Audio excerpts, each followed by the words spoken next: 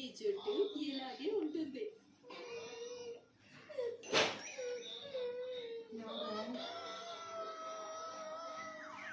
నాకు ఇలా చేసిన చీకుని వాడి తలలో కూడా నూనె పెట్టించుకుంటే వదలను. నాకే డింకి ఇచ్చావు కదా, నీ గ్లాస్ ఫోటోగ్రాఫ్కి ఎలా దొరికిస్తాను చూడు.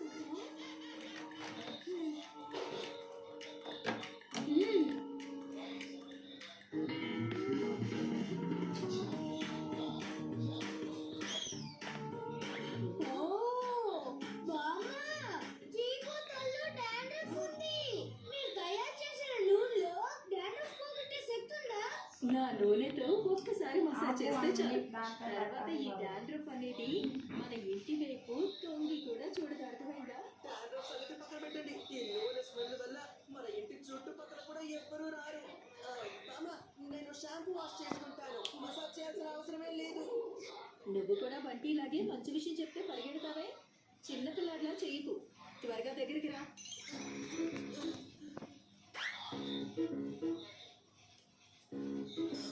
అదేంటంటే మామ, నేను రాత్రంతా ఏసీలో పడుకున్నాను కదా, జలుబు చేసింది అనుకుంటాను.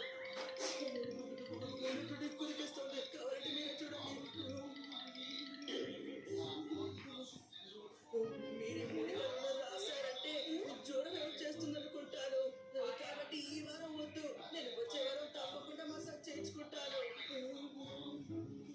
సరేలే నాన్న, కనీసం వచ్చే వారమైనా నువ్వు నూనె పెట్టించుకుని మసాజ్ చేయించుకోకపోతే తర్వాత ఈ బామ్మ కోపం ఏంటో చూస్తావు. ఖచ్చితంగా బామ్మ. సరే, ఇప్పుడు బాగా చలిస్తుంది. నేను నా రూమ్కి వెళ్తాను. సరేలే వెళ్ళు.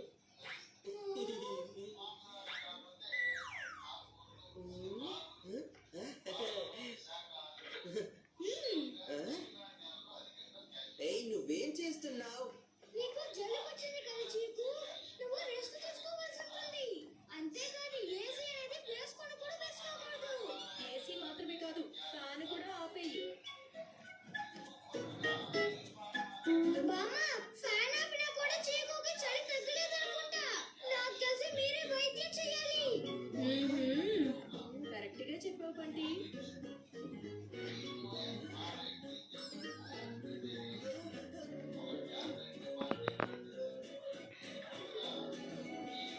ఇప్పుడు తగ్గిపోతుంది కదా బామ్మ, దిగులు పడకండినా. మీకేం కావాలో నాకు నేను చేసి పెడతాను.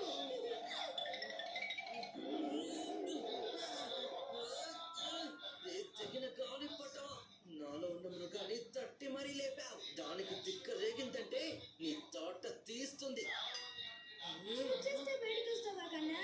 బయటకు వచ్చేటప్పుడు కాస్త చూసుకుంటావే. నువ్వు బయటకు వచ్చాక నీకు బామ్మ ఒక సర్ప్రైజ్ ఇస్తుంది. నా మసాజ్కి సిద్ధంగా ఉన్నావా కుహు? సారీ చీకు. ఏంటి? కానీ బామ్మ, మసాజ్ చేసే ప్లాన్ వచ్చే వారం కదా. ఈ రోజు నాకు జలుబు చేసింది కదా. చీకు, బంటి నీకోసం ఎంత దిగులు పడుతున్నాడో చూసావా? తనే నాకు ఈ ఐడియా ఇచ్చాడు. నేను తయారు చేసిన ఈ నూనెలో జలుబు తగ్గించే మూలికని కూడా కలపమని చెప్పాడు. వెంటనే కలిపేశాను. కాబట్టి ఈ నూనెని నీ తలకి పెట్టడంలో ఏ సమస్య రాదు. నీకు పట్టిన జలుబు కూడా తగ్గిపోతుంది. బామ్మ, జలుబు చేసినందుకు మొహమే మాడిపోయింది అనుకుంటా.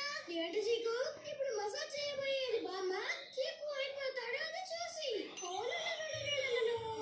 బంటి, నేను ఆ కొత్త నూనెని బయట ఎండలో పెట్టాను. వెళ్ళి తీసుకురా నాన్న.